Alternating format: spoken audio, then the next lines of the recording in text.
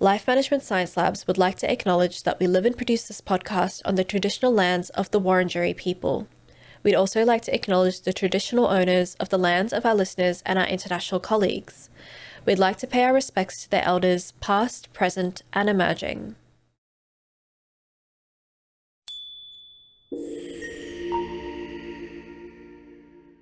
Hello and welcome to Reloscope, the Relationship Science Insights podcast produced by LMSL, the Life Management Science Labs. We are champions in life management science, providing structured insights informed by science and inspired by practice on key aspects of conscious living. Each week we bring you scientific and practical insights on each element with the expert knowledge of professionals in the field. I'm your host, Aditi Kutty. Let's get on with the show. Welcome back to our show, Reloscope, the Relationship Science Insights podcast.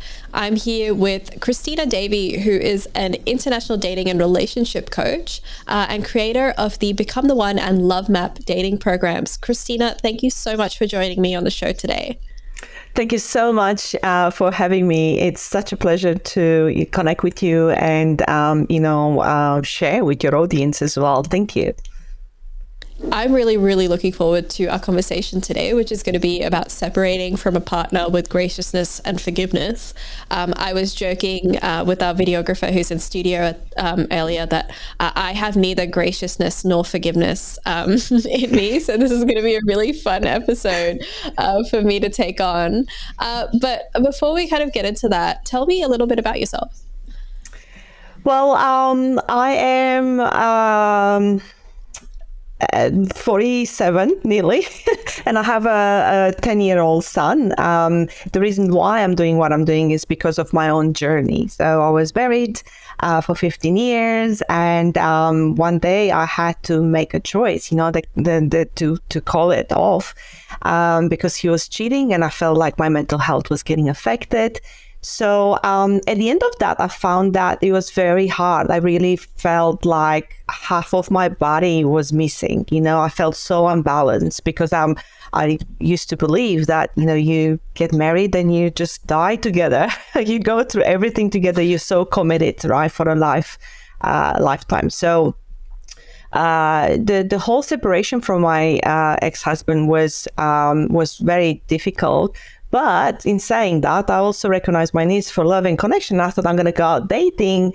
And as I start dating, I realized how much I didn't know, right? And I had so many challenges. I ended up in a toxic relationship, which ended in a domestic violence situation. And with that, I found myself to this point where I realized the only way moving forward is to change myself. And when I start investing in myself, attending programs, I rediscovered that passion that I always had. I always wanted to help people, and I didn't know how. I used to be the person to go to for others to, talk about their problems all the time. And I wanted to become a psychologist at a very young age. However, I had a belief that I'm not smart enough. So I couldn't. So it took me 20 years, literally, full circle, to get to a point in life when, I felt like I had a date with destiny, and take the decision to just really step into my power. And my mission has become, it's all about creating more love on this planet. And the way I do it is by helping people with their dating and relationship life. I love that so much. And I think when you have kind of lived through a lot of these struggles yourself, it teaches you so much more and allows you to pass that on to other people as well. So that's such a beautiful story. Thank you. Yeah, it allows me to understand what people go through.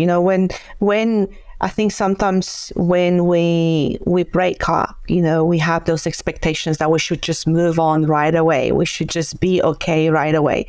And sometimes it's a bit of a hit and miss. One day you'll be perfectly fine, and then a week you're not. And then it goes kind of the other way. You will be fine for a week and you're going to have one bad day. But what's important is to remind yourself you're moving forward, and it's okay to have the feels. It's okay to grieve your, relationship. It's okay to give yourself permission to find yourself after that, especially after a long-term relationship. I've been with my husband for 15 years. You are molding into each other. You are like, to form that unity, right? We often have to kind of adapt, right? We're changing together, we are growing together, we are becoming a third energy, which I'm going to talk about it in a little bit. So it's not easy. It's not easy to just leave all of that and move forward. So instead of choosing to stay depressed, or some people never move on, some people just stay there in that spot. I just want to let everyone know that it's possible. It's possible to create more love. It's possible to create an even better relationship than what you have had. And give people hope, and not just give them hope, but show them a way, not just empower them, but show them how they can actually create it, how they can create more love rather than just expect to happen. We often think love just happens, falls from the sky right in our lap, but it's not. We create it, and like anything else, once we have the tools, we make it happen faster and a lot better than before. Absolutely. Well, we're going to, I guess, talk a little bit about almost the end of that love, or at the very least, when you kind of have to move on from it, and how to do so kind of later on. But before we get into that, we've got a segment called Have You Met Cristina Davy, in which we allow our audience to get to know you a little bit more. Are you ready to answer some questions about yourself? Yes, absolutely. Yeah, go ahead. All right. So, Cristina, what is your favorite book? Well, I'm glad you asked, because my favorite book must be definitely, Beyond Mars and Venus by John Gray. This man has done so much for relationships, and I am very grateful because I have learned so much from him. And also Intimate Communion. It's a book that talks. It's a comprehensive book, about masculine and feminine energy. And Intimate Communion actually has completely changed, the way I am looking at relationships. And it's written by David Deida, who has multiple books. For those of you who are listening, I'll definitely Google him and look him up. If you are into knowing more about masculine and feminine energy, men and women, and sexuality as well, or the dynamic between the us, then I definitely strongly recommend him. So Intimate Communion and Beyond Mars and Venus are definitely two books that have changed my life. Right. Well, we've got two for the price of one, which is always a good thing. I can't put one above the other because they're both important. So. What about a favorite movie? Do you have multiple recommendations for that too? No, I'm gonna be very firm about that. The Notebook is my favorite. Oh my God! Yeah, movie of all times. I don't know if it's any other movie that's more romantic than that. I'm surprised. I feel like The Notebook, this might be the first time someone has mentioned The Notebook on the show. I feel like no one has mentioned that as their favorite movie yet. And considering this is like a relationship podcast, I would have assumed it was mentioned earlier. Someone did say Lord of the Rings, which has like no romance in it, but that's okay. Well, I mean, most movies have a bit of a love story in it, or suggestive, right? Love story. But I think that what I like, if it's okay to say, what I like about The Notebook is the fact that it's empowering. A relationship is, people think that you just meet the perfect person and then the relationship is easy, but it's never like that. Relationships are up and down. Relationships are full of challenges. Relationships are helping us grow, right? And I'm kind of moving. I think I'm already answering that question. But what I'm trying to say is that relationships are not a perfect streamline. The relationships are up and down. And as long as we try to understand one another, we can overcome all these challenges. So that's why I like The Notebook, because you can see there are two different individuals, they're overcoming a lot of challenges in a normal, not superhero way, and they end up having a life together, and it's just beautiful to see how they are there for each other towards the end of life as well. And I don't know, just for me, it's like. It's also just a good movie. Ryan Gosling, Rachel McAdams, just a classic. Yes. Yes. What about a favorite podcast? I actually don't listen to a lot of podcasts. I definitely love yours. My number one, strongly recommended. But I listen to audiobooks. So when I have time, I sometimes cook or I don't know, drive somewhere. I just listen to audiobooks. And if it's something specific that I'm interested in, I just go on YouTube, and just pick something and just listen to it. But I don't listen that much to podcasts. I feel like every time I talk to a client is like a podcast for me, because they are sharing their experience. They are talking to me about their life, what they're overcoming, what they have been, where they're now. So in a way, I'm listening to podcasts every single day from real people. Yeah, I love that your clients are kind of your favorite podcasts at the end. Yeah, for sure. Who's a famous role model that you look up to? It's definitely Esther Perel, right? And I have here, I went to, when she came here in Sydney just last year. I was, really blessed to actually meet her and ask her a question myself. I feel like she makes... she has this down-to-earth, very non-bullshit way of explaining relationships. And she's very real, very grounded, and I love that. And it's definitely one of my goals to become, the Esther Perel of Australia, pretty much. Yeah, well, Godspeed. Esther Perel is such an icon. She's brought up so many times on the show. I think she's kind of like a goddess of relationship science almost. Yeah, for sure. Yeah. And manifesting that can happen for you as well. Definitely. Yeah, this is it. It's done. Like that's what I'm going.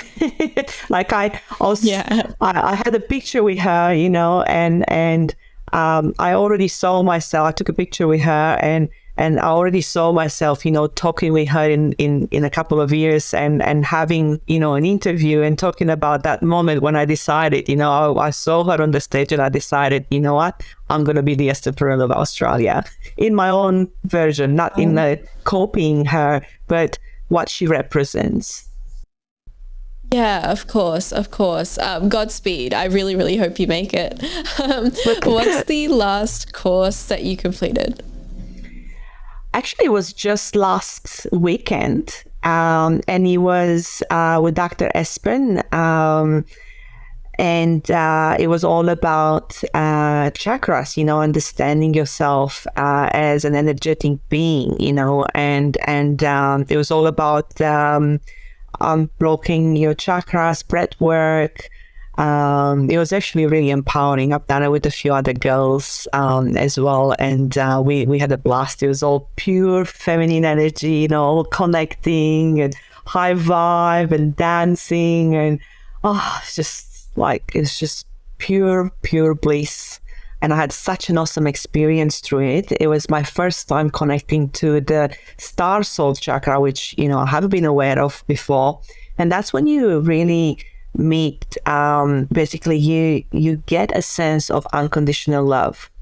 And I was like, well, I was telling myself, I know what unconditional love is. Like, how is this going to be different? I was wondering before I've done the exercise, and oh my God, I could not stop crying for 45 minutes, because to feel pure love, blissful love in that way, in a sense of, it's like this, I don't even know, like I feel like my vocabulary is not developed enough to really kind of, it's something that you just have to experience. I thought, loving my son, loving my partner, I thought I know I love people. I thought I know love in all forms. But oh my God, was I kidding myself? Like just that meditation right there, opened me up in a way that, I can still feel it. And I'm really grateful that I choose to invest in myself and I choose to grow. I'm not motivated just by, I don't want to be there anymore. I'm actually constantly exposing myself to programs and communities where I can expand. And I think, imagine if every single one of us will do that. Oh my God, what will happen with this place, our planet? I mean, I get so aroused by the thought, and hopefully, with the more coaching, the more programs there will be, people will learn that there's no problem that can't be solved. It's just a matter of how bad do you want it and are you willing to do what it takes? Yeah, absolutely. And I think the way that you were describing it as well, it seems like it was a lot of fun, even though it was a transformative experience. Absolutely. So, yeah, I think it's always good when you have both of those in combination. Yeah. Yes, it was a lot of fun. It's gotta be fun. Like, I look at everything as a platform to learn. Any experience, like I'm always asking myself, what am I learning? No matter how I feel, what am I learning? If I feel joy, if I feel fun, if I feel love, if I feel betrayal, if I feel sad, if I feel angry, what am I learning? What is it for me to learn from this experience? Like just sit with that emotion and allow yourself to feel it. It's okay. It's safe to feel. Unconsciously, we are so scared to feel, especially through a breakup. We just don't want to feel it. We don't want to feel it, but the feeling is just temporary. Unless you don't have the skills to know how to move from there to a different feeling. Like, for example, people ask me, are you happy? When I broke up with my partner, we took 8 months apart, and they're like, how can you be so happy? You just broke up. You said you love him. And I said, well, I can be both. I can still be happy even if I broke up with him. I allow myself to feel sad when I think about it and I feel like, oh, I miss him or I miss what I had. So I'm allowing myself to feel the emotion because it's safe. And the emotion is telling me something. The emotion is telling me, well, this man mattered to me. This relationship was important to me. And I made the choice, or him, in other situations, he makes the choice not to be in that union. That's totally okay. And, that doesn't mean that I'm never going to laugh anymore. I'm never going to allow myself to experience love again or another relationship.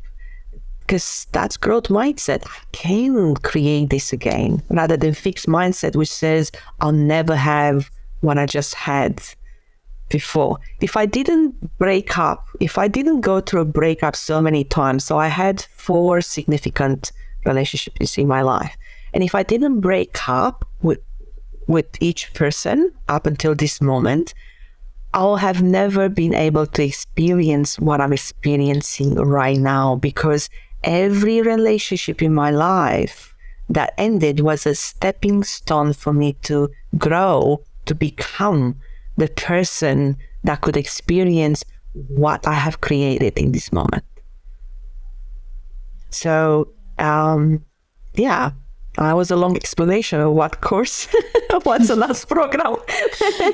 No, I feel like that actually that actually makes for a really nice segue into, I guess, the rest, I guess the main point of our episode, which today is about separating from your partner with graciousness and with forgiveness.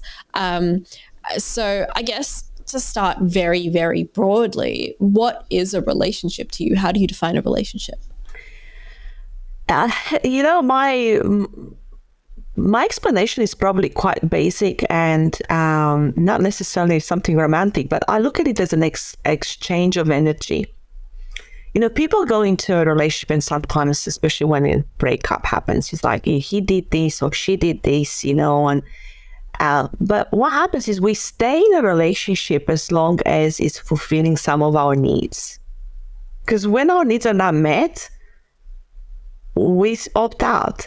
But our needs, okay, so you might not feel heard in a relationship or seen, but you feel like you're belonging. It's still meeting an important need for you. You might not, he might not be someone romantic, or, you might not have great sex, but you are meeting your needs for security. Financially or emotionally, you feel like it doesn't matter, that is not really, I'm not up here, but at least I'm up here with this person. And if I don't believe that I can go from here to here, then I'm just going to stay here. So a relationship is just an exchange of energy. We are giving and taking at all times. We're just not always consciously aware of what we are giving and what we are taking. Like, I had a conversation with a client just this morning, and she was saying, I don't want to go and see this guy anymore because he's using me for sex.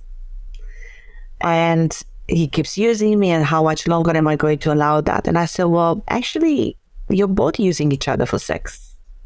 No one is forcing you to go and have sex with this person. You go and have sex with this person because it's making you feel in a certain way. So there's still an exchange. It's just not exactly how you want it. But it's still an exchange. You wouldn't go and have sex with this person if it wouldn't make you feel good. It gives you something in return. You're just not really aware of what that is, and you're not acknowledging it. So that's my explanation of a relationship, an exchange.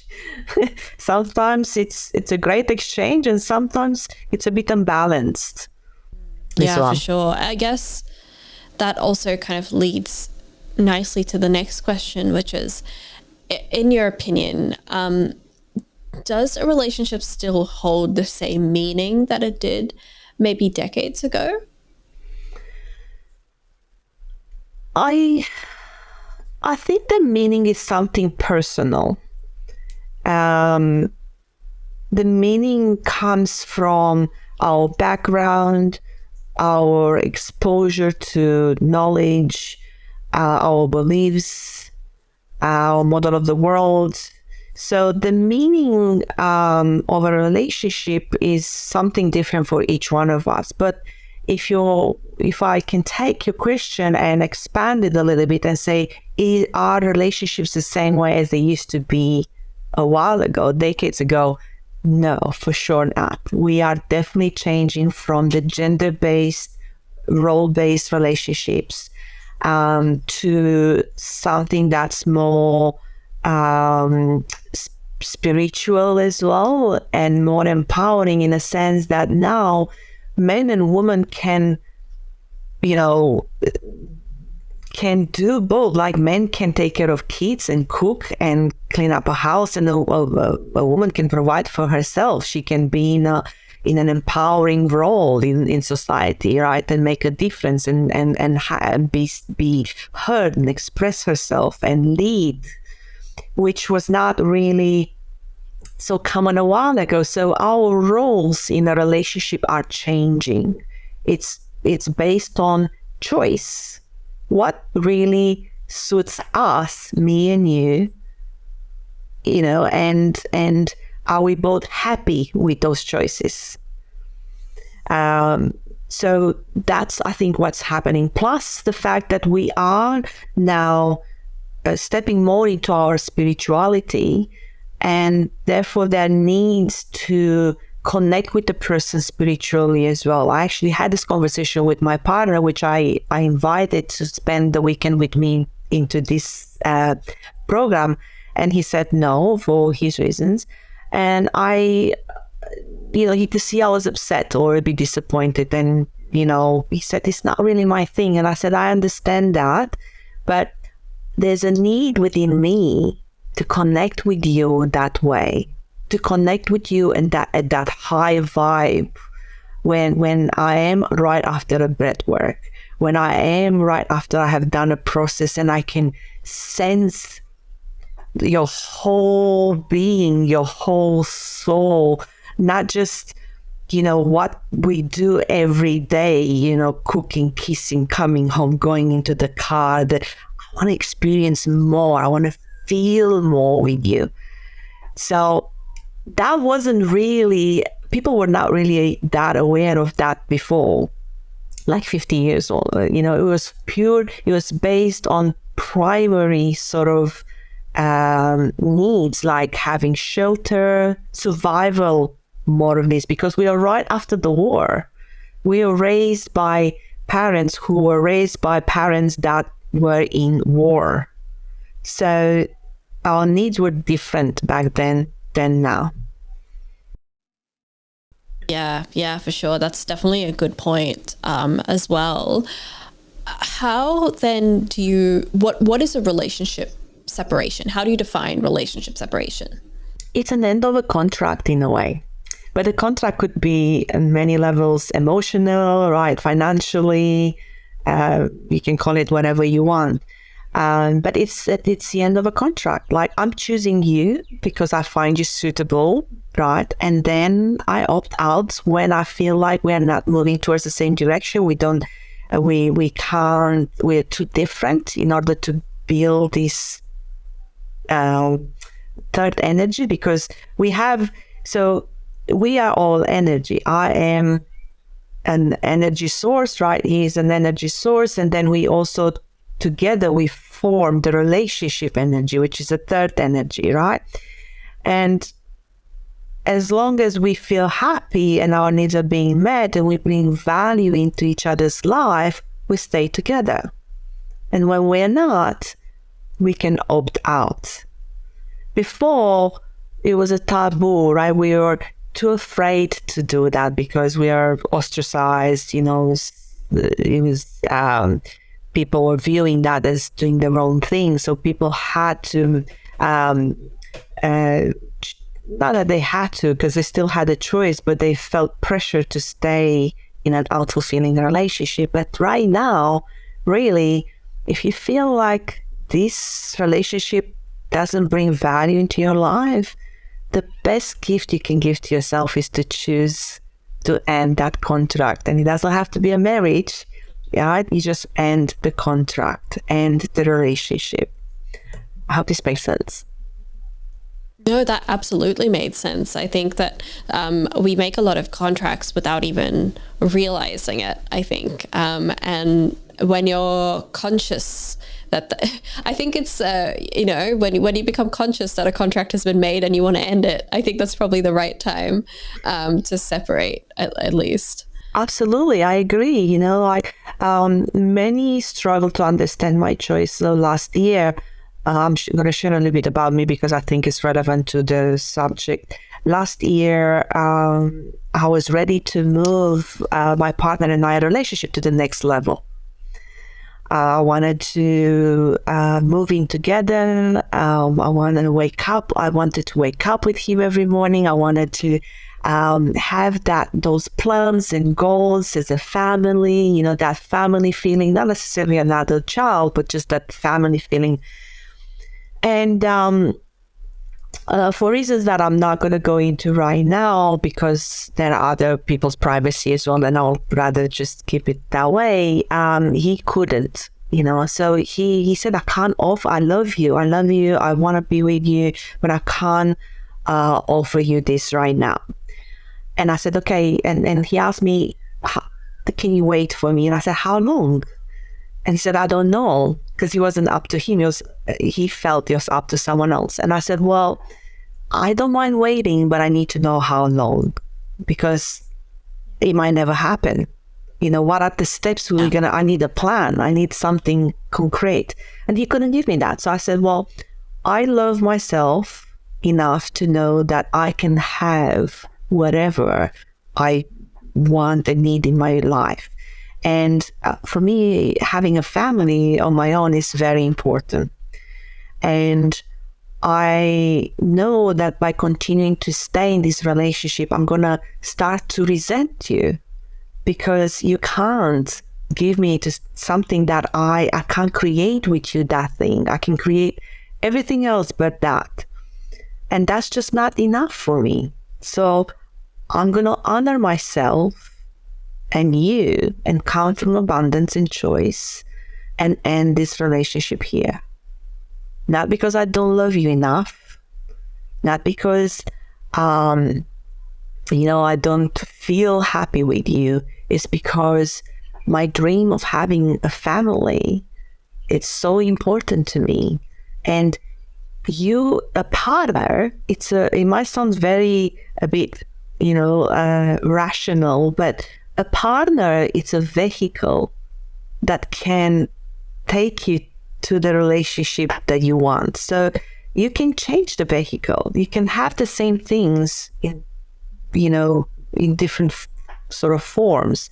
So I said, if you are not ready to have this kind of experience in your life, that's totally okay. And I respect your view. I respect your choice, of living your life. But I want that. That's so important to me. And continue to stay in this relationship would mean basically to feel unhappy, to create a source of bad feelings for me. So I'll rather, set myself and you free. And, each one of us can create what's important to us. Yeah. I guess that's kind of my next question is, how do people deal with their own emotions and feelings during how do people handle a healthy separation? Like, how is that even possible? I guess, thank you for sharing your experience, first of all. I'm curious, and feel free, if you don't feel like sharing, feel free to tell me to move on. How did your then partner take it? How did he react? Well, we both had our own way of dealing with it. So I initially started dating and I was okay, but he had a much harder time than me initially. Because he didn't have the tools, right? And it was not his choice either. It was my choice. So he was sad. He was hurt, right? He was hurt by my choice. He had times when I think he was angry as well, But what I love about this man, and I'm so proud to call him my partner now. We were 8 months separated and we have just got engaged. Recently. Congratulations. Thank you. And we are planning to move in together in the next month.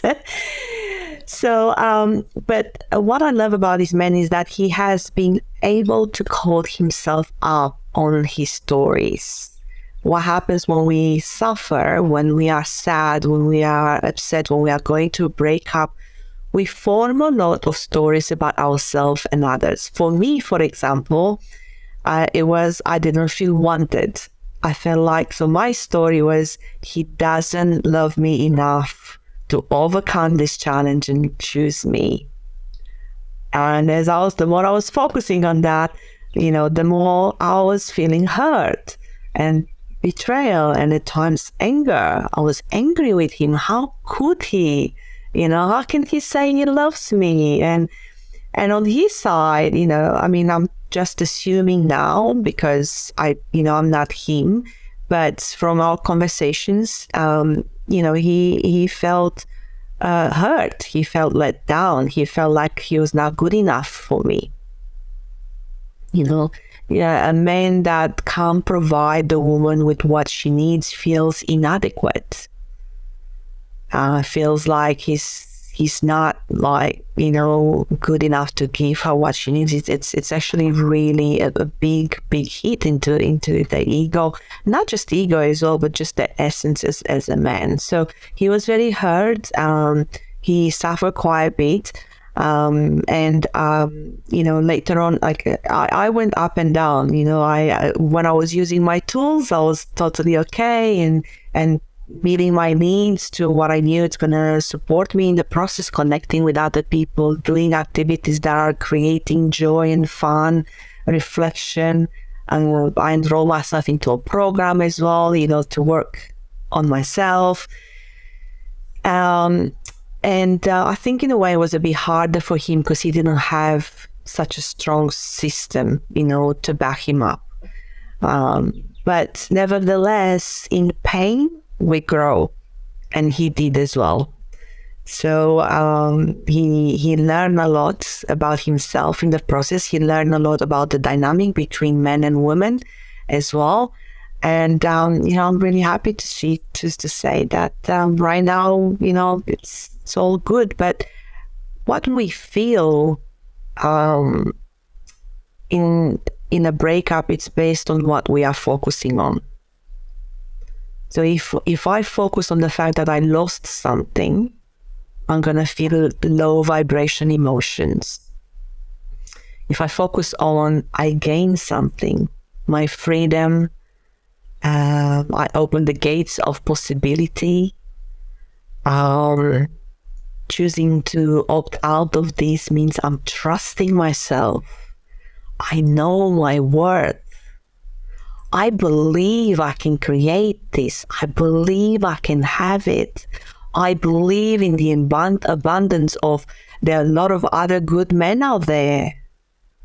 So you come from a completely different energy. But the moment I focus on I might not meet someone else like that.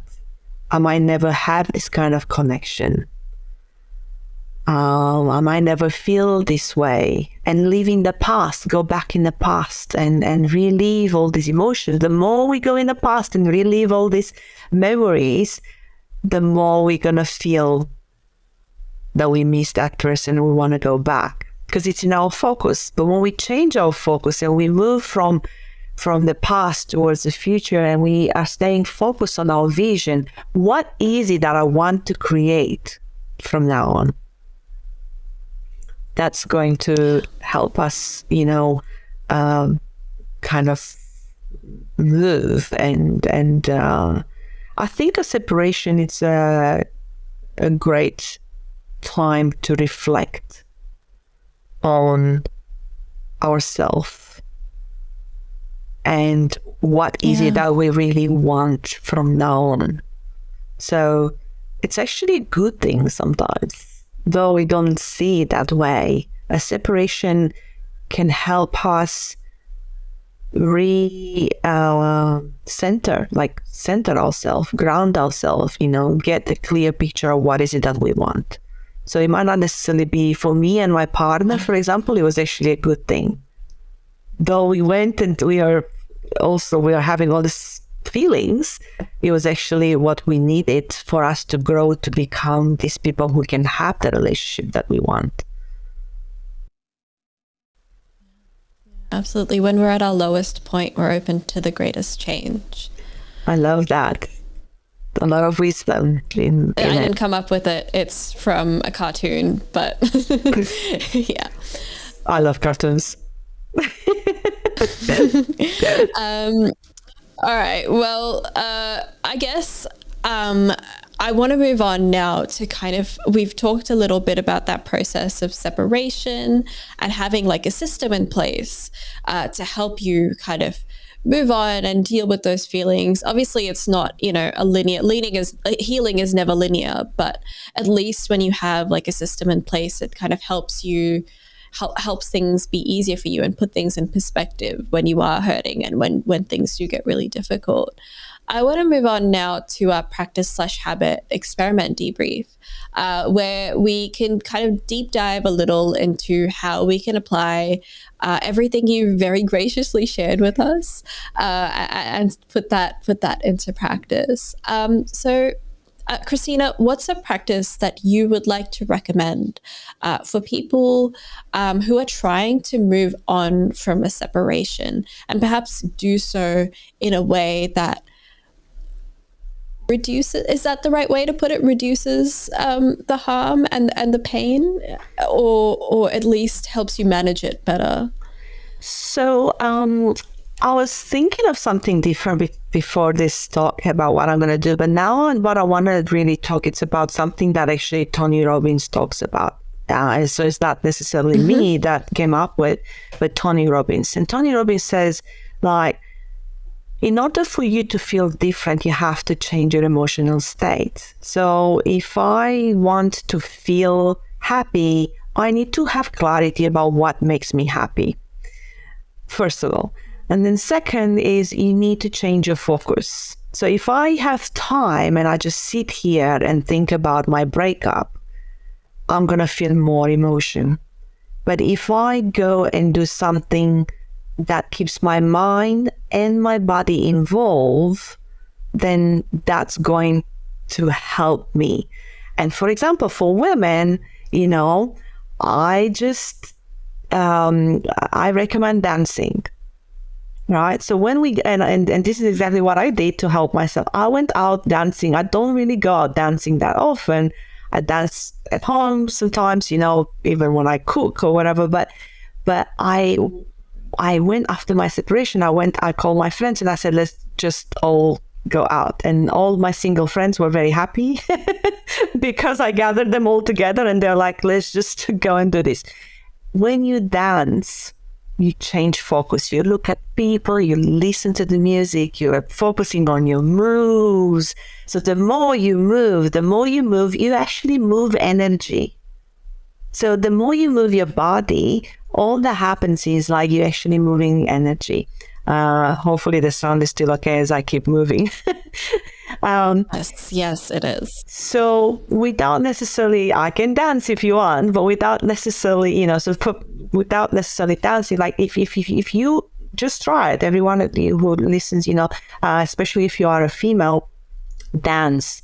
Now for the men, the masculine energy, and again, masculine and feminine is not necessarily gender based, but you know, it's men tend to have as a core energy, masculine energy. So for men, it's good to change focus by working with hands. So the more you're working with your hands and you problem solve, the more you're going to be able to find that feeling of what's the word?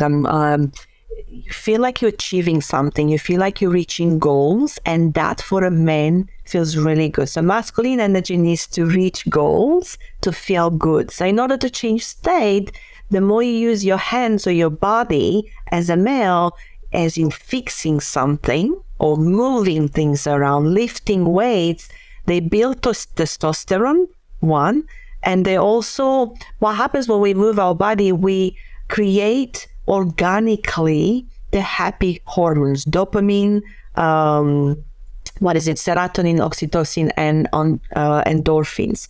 So the more we connect with others, especially if we are moving our body into a collective, right? If you, as a woman, you go out dancing with the girls, you get connection, nurturing, right? And you move the energy in your body and around your body, right? As a man, imagine going riding on a bike or playing a game, physical activity, or doing a competitive sport that allows you to change your focus and move your body. So these are the two elements that everybody can do at the level that they're at, okay, in order for them to change how they feel about the breakup. So, and that gives each individual the freedom of choosing the vehicle of how they want to do that. Somebody that's into yoga can do yoga. Somebody that's into lifting weights, they can do that. Somebody that's into, I don't know, swimming, they can do that. The idea is move your body, change your focus. Yeah, that's actually a really good point, because I guess, I mean, one of the most simplest ways I can think of is just taking a walk, getting outside of the house, taking a walk, a brisk walk outdoors, touching some grass. I don't know, like it makes such a huge difference to kind of your mindset. Absolutely. And it can really get you out of a slump. Someone that's kinesthetic, right? Someone that's very kinesthetic, the touch of a plant, of a tree can make you feel good if you're open to it. But if you place judgment on that, no, I'm not going to talk to the trees or feel the trees. No, well, a tree is a source of energy. So if you look at it as a source of energy and you connect with a tree, feel connection. You can connect with yourself by feeling your heart. So if I right now, decide to just focus on my heart and hear my heartbeat and send gratitude to my heart and feel my heart and listen to the heartbeat, I can't think of my boyfriend at the same time or the breakup because I'm focusing on my heart. So I'm changing focus. Now my focus is, can I feel that heart? Can I make a sound in my head that sounds like my heartbeat? So I'm changing focus, and I'm also moving my body in a way because I'm touching my heart, right? So if you can't walk, let's just say someone is restricted by that, you can actually change your focus by touching things, right? If you're kinesthetic, when you touch things, you feel something. So what can you touch that makes you feel good? Like velvet. Most people love touching velvet because it feels smooth and comforting and right? So it's a good feeling. So we have the power to change how we feel at all times. And it's okay if every now and then we fall off the wagon and we just go like, oh, I feel hurt again, or like I miss him, or stay there as long as you want. And when you've got enough, change how you feel by changing your focus and moving your body. Yeah, for sure. What are some of the challenges with changing your focus? The challenges with changing your focus. I think staying focused on what you want. People sometimes will say, I can't do it. I can't stop thinking of my ex, right? But it's not that you can't do it. You just haven't practiced enough. You haven't given yourself. Everything needs to be learned. When you break up from someone, you learn a new way of being, a new way of relating to yourself, to others, because you're not a partner of someone, right? You are just you now. And a way of relating to life. Like I had to learn, after I divorced, I had to learn to cut the grass. I never had to do that. I lived in an apartment before. So I was in a house at the time. Yeah. Learn how to use a trimmer, and it made me angry when I had to do it because I didn't want to do it. And I'm like, I need a man to do this. No, I didn't. You can outsource. You can hire someone and you learn to do it yourself. Something basic. I'm just giving you a basic example. But it's a new way of being. So you really need to treat yourself with empathy and compassion and give yourself the time to learn to be on your own again and try again. So with focus, I used to think I can't focus. But what I learned is that, the more I practice focus, the better I would become as focusing. Right? Again, growth mindset versus fixed mindset that says you can't do this. You were not born with that. You are not. You're not having that skill naturally. Yeah, okay, you don't, but you can learn it. How important is to you, and you can learn that. Anything can be learned. Yeah, absolutely. Do you have a recommendation of a practice or a habit or something else that would be combined with shifting your focus to help improve it? Exposure outdoors, like just go outside and expose yourself to environments that will challenge you rather than familiar. At home, you're very familiar with everything. Right? So what you want to do is you want to place yourself in unfamiliar situations, like meeting new people, doing activities you haven't done before, because that will require your entire focus. Like imagine you never ride the bike and you are trying to ride the bike and balance on the bike. Well, your focus can't be at your ex anymore because you're like trying to keep yourself safe, you know? So sometimes in order to change an emotional state for a client, I get them to say something out loud, hold their nose, sit up on one of their foot, right? So now, first they gotta think, look, I gotta catch my breath, right? Because it's harder to just breathe, if you hold your nose. I'm also sitting on one foot. So my balance is not, after a while, it's getting heavier. So I can't think of my ex at the same time. I can't. It's just, I'm just going to try to keep myself safe. So that's the easiest way, but you have to want to. The problem is sometimes we don't want to because we want to feel like a victim. We connect with ourselves through victimhood. We get significance, we get certainty, we get like something to talk about it when we don't have anything else interesting in our life, or we shrink it. We look at it as nothing else is important in our life but this, what I've been through. And then we keep talking about it, right? We want to talk about our breakup. We want to talk about our ex all the time, right? But the more we talk about it, it makes us feel the same way. We're perpetuating the problem. So the best thing to do is to change your focus by exposing yourself to environments that are brand new, because they will challenge you. It will require more of you. And therefore, it will be a lot easier to keep your focus, to keep your emotional state uplifted rather than, feeling down. And that takes skills. Yeah, absolutely. Takes practice. Like we said earlier, healing, it's not, a one-way street. You kind of it goes up and down, and some weeks you're doing really well, some weeks you're not doing so well. And you kind of have to just allow yourself to kind of keep working and keep practicing through the good parts and the bad. Yeah, absolutely. I agree. Sure. Well, that brings us to the end of our practice/habit experiment debrief. We've now got a couple of questions from the audience. Are you happy to answer them? Yeah, of course. I'd love to. I love questions. Absolutely.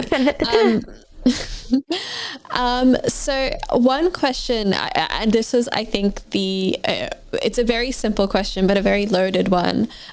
What if they don't deserve it? What if they don't deserve to have you forgive them? Okay. And so assuming that the context is they done something so bad, right? So I think the question, I will tweak the question a little bit in a way, because forgiveness is never about them. It's about forgiving ourselves. We think we're forgiving them, but what we have to do is we have to forgive ourselves for placing ourselves in that situation. People do what they do because it meets their needs. Someone who, let's just say, cheats. One, it doesn't have clarity about why they don't feel attraction in their relationship anymore. They don't understand why they feel attraction with another person. Their needs are not being met. Their needs for fun, their needs for connection, their needs for love, their needs for feeling heard, their needs for feeling seen and important, right? So if I don't feel like that in my relationship, but I feel like this with this other person, the subconscious mind drives the behavior. So if the subconscious mind knows that I need connection, I need to feel love, and I can't feel it here, but I can feel it here, it's going to constantly bring it in my focus. Go there, that's where it is. That's if you're hungry, that's where the food is. That's what you need, that's what you're going to get if you go there. So many people don't really understand why they're cheating. Okay, so for someone who is in a relationship and is really firm and they stick to their values. For example, if someone's value is, let's say, loyalty, right? Loyalty. So it could be both partners could have loyalty as high value, but we always cross our values to meet our needs. So one person might decide my need to feel this way is more important. And what happens in our head is like, we shrink that value. So we go like, well, yeah, but she's not giving me this, therefore I'm entitled to have that. She is this way, so we blame the other person so we can make us feel better about cheating.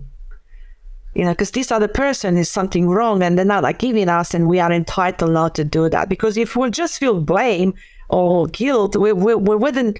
If we just feel guilt, we wouldn't be able to go and cheat. But we are justifying our behavior, right? So there's a whole process that you, the person who are experiencing the betrayal, you don't understand about the other person. So forgiveness, really, going back to forgiveness, sorry to go on a tangent, when you forgive yourself, when you choose to forgive another, it's really about trying to understand what could have happened that led to that. So seeking to understand the other person and yourself in the process will help you forgive. But not forgiving means you hold anger, you hold on to betrayal, you hold on to resentment, and all these negative emotions are affecting your body, are affecting and you can get chronic illnesses from it. Like cancer. You can get, it's each emotion is linked to a certain chakra and certain organs as well. So certain organs in your body will get affected by it. Like I spoke with someone recently, he was getting a lot of eye ties, and that's connected with anger, for example. All right, and he doesn't know. So the more you hold on to I'm not going to forgive him because he doesn't deserve, all you do is you are forcing yourself to hold on to all the emotional baggage. So it's your choice to like have this heavy weight on your back the whole time. And what that's going to do is it's going to prevent you from meeting someone else and allow that joy, lightness that comes with the process of forgiveness, right? So what's the gift in what has happened? Like if I were to look now at my ex-husband cheated, right? So if I were to look at the gift into that, is that he allowed me to divorce, go to that toxic relationship, and now meet this person who I am right now. And in the process, I also got the opportunity to live my purpose, to discover my purpose here. So I have become a dating and relationship coach because I divorced from my husband because of the cheating. So if you are able to see the gift in any negative situation that happens to you, you'll be able to forgive and you'll be able to move on, and you'll be overall a much happier person. I love that. That's such a beautiful, beautiful answer to that question. The next one is, my ex and I have a lot of mutual friends. How am I able to move on when there are still all these ties remaining between us? By making new friends. So who you are, like the separation is changing you. You're not the same person as you were before you entered that relationship or as you were in the relationship. So a relationship is going to change it. People will either withdraw and become more serious and throw themselves into work. and at the same time, others could become more spiritual. They throw themselves into personal development. So if we are open to make new friends, it doesn't mean we have to let go of the old ones. It just means that we are not needing the same people all the time. So the interaction with them, it's a lot less while your needs are still being met. Is this making sense? So your needs, if you... Yeah, that's making sense. If you want to belong, for example, right, and that's what you get sometimes from the interaction with a friend, right? How can I create a sense of belonging in another place so I'm not relying just on these people? So you create multiple sources of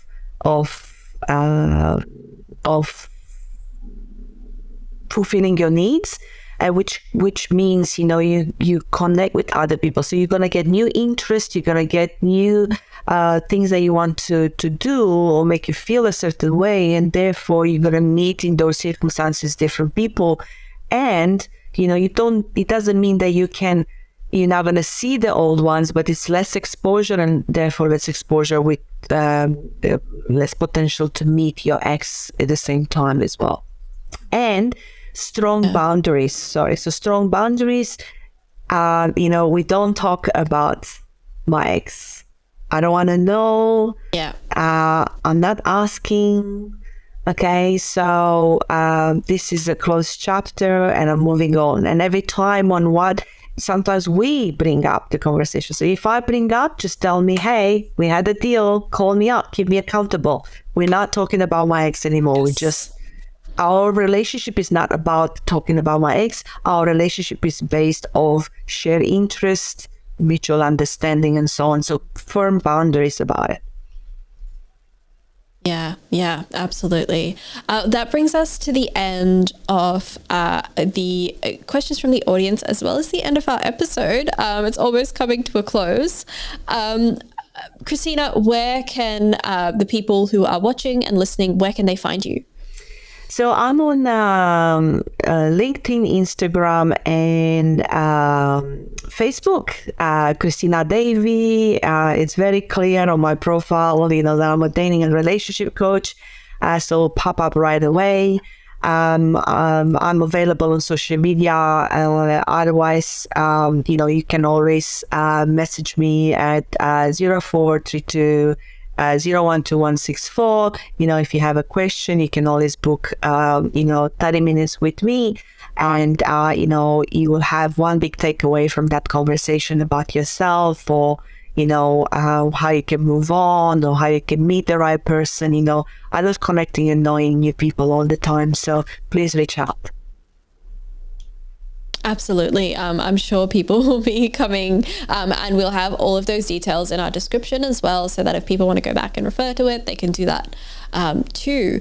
But thank you so much for joining Reloscope. I've had such a wonderful time talking to you. You've had so many wonderful things to say and to share with me today, and I've learned so much. Thank you. It's such a pleasure. I love your energy. You're so good at what you do. So I'm really happy that, I got the opportunity to interact with you this way. And thank you so much for allowing me to, guide some people through this. Hopefully, many will take a lot out of it. Yes, absolutely. Thank you so much. You've been listening to Reloscope, the Relationship Science Insights podcast produced by LMSL, the Life Management Science Labs. For more episodes like this from 10 different life management perspectives, search LMSL on YouTube, Google Podcasts, Apple Podcasts, and Spotify, or wherever you find your podcasts, so you can get updated on everything we have to offer. We have a wide range of topics readily available for you to check out. If you enjoyed this episode, please consider rating our show, sharing it, and subscribing to our channel, as it helps us grow and bring you more quality resources. More of our work can be found at re.lmsl.net, where you can join our movement. I'm Aditi Kutty. Thanks for tuning in.